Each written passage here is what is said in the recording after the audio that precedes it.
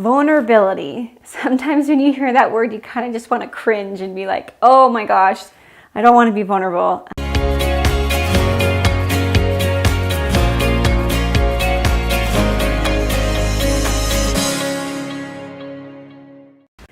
It's very easy for people to put on a facade, especially in a culture. We learn how to be very socially adaptable, and we don't really discover who we are as individuals because we're so focused on making sure we fit in the society.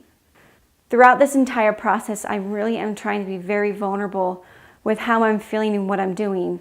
I actually filmed this video a couple days ago, and I'm deciding to come back and redo it because when I filmed it, I was so emotionally distressed that I couldn't focus on anything. So then that vulnerability really comes down to what I think of me.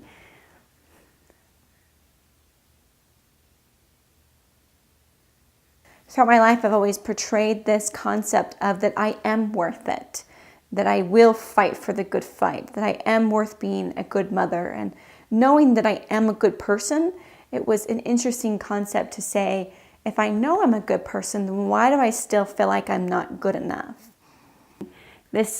I'm telling you guys, this ride is so up and down, and I'm trying to be stronger every day, but yet be accepting of the fact that this is a process and I am weak. My life is unstable right now, and I have every good reason to feel the way that I feel and think the way that I think. I had everything ripped away from me in my life. When we think about vulnerability, there's two elements that go into it. The first one is being vulnerable with yourself and what you're like behind closed doors and accepting yourself for who you are. The second part is finding acceptance with other people and being vulnerable with who you are. So we're going to break these down and really understand how to overcome vulnerability mixed with religion and how God doesn't want us to build up walls. He doesn't want us to be fake and portray a fake life and portray happiness. He wants us to really, truly be happy. Throughout my life, I feel like I've always given people the benefit of the doubt and given them credit for who they are because I did have low self-esteem and I wasn't vulnerable with myself. I found myself very comfortable in the element of teaching and feeling like I had this structure around me and that's where I was going to stay. And I kind of didn't let people in very much because I learned how to fake it. And they have that saying, fake it till you make it. Well, what does make it mean? How do you know you made it? Does that mean that you don't have to fake it anymore? Because I feel like I've been faking my entire life. It's a matter of what your culture teaches you to do. And when you do those things, you know you're supposed to be happy. Therefore, you just fake to be happy. And I didn't portray myself as who I was. And a lot of these come from insecurities and having the low self-esteem.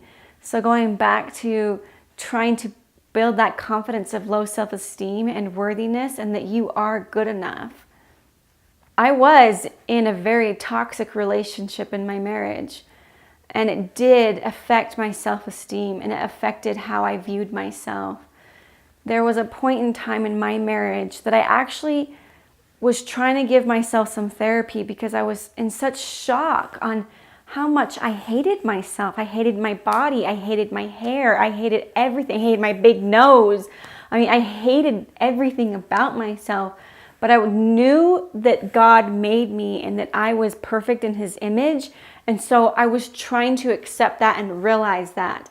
And so I challenged myself to start posting pictures on social media of myself in elements that I normally wouldn't be comfortable with no makeup, and my hair up and just after I worked out. So I was on this journey of truly trying to find self-love because I wasn't receiving love and emotional support in my relationship.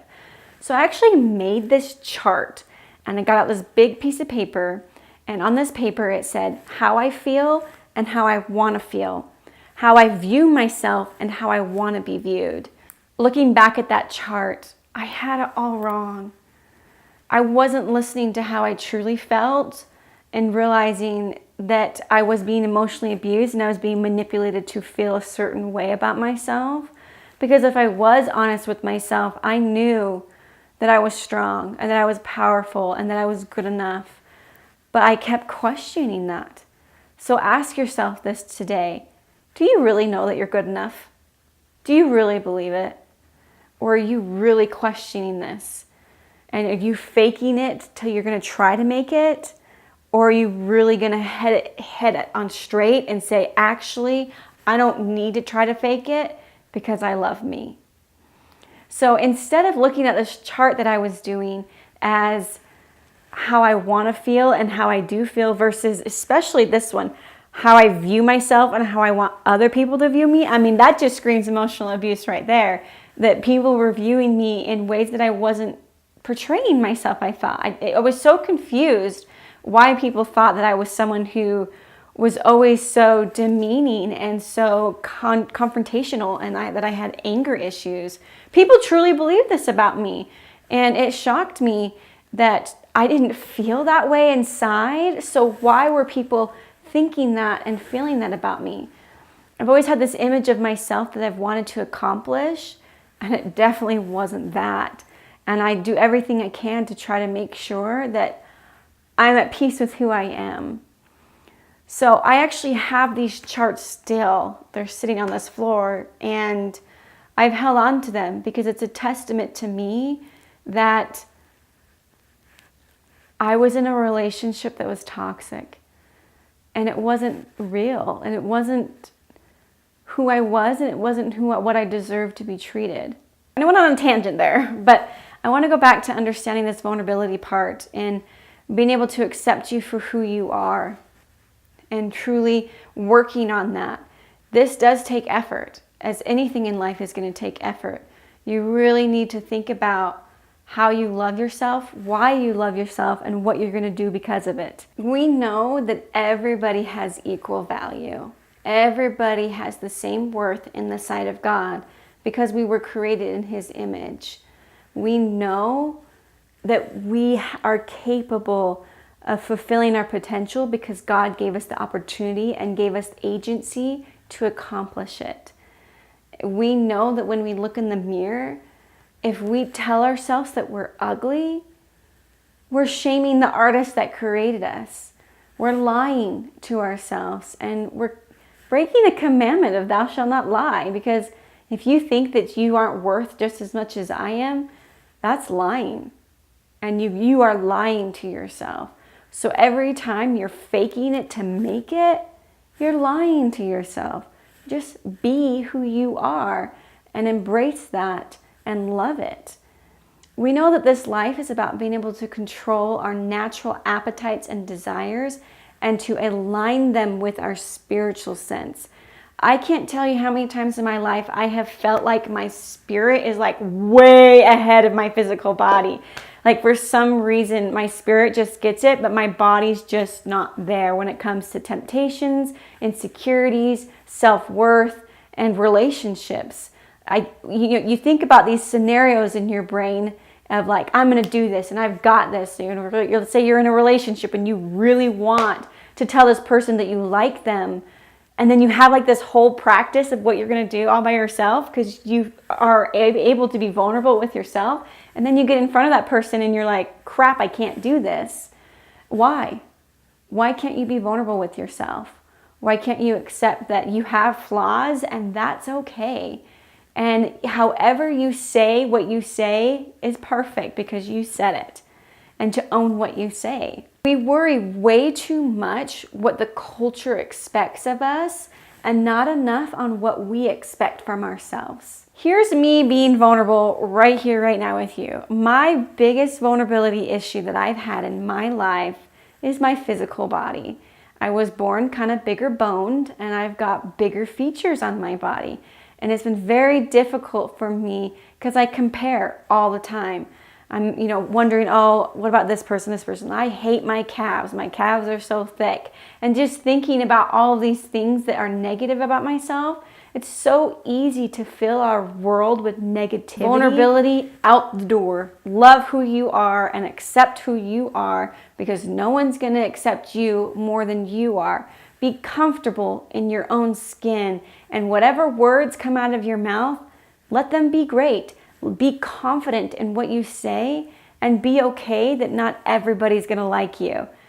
Gosh, I can't imagine having to live a life where everybody likes me. That would be exhausting. So stop trying.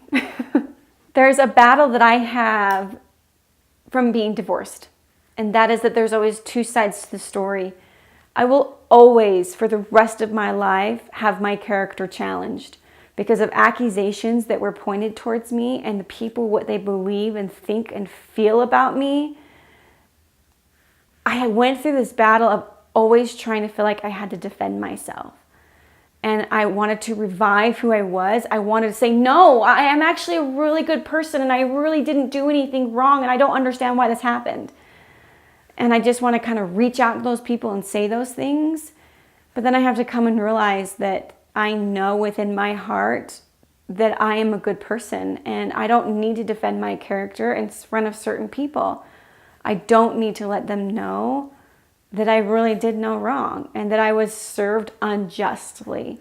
Time will tell, and you just need to be true to who you are, and that's kind of what I'm doing for myself. And while you're at it, don't forget to hit that subscribe button and hit that bell for notifications for any time we have a new video. Videos will be posted every Thursday at 1 p.m. Mountain Standard Time. This is just one of the many videos that I do. I go through a lot of principles as far as turning the other cheek, forgiveness, kindness, charity, and prayer, and all those videos. Go ahead and check them out on my page as we walk through and understand the difference between culture and religion.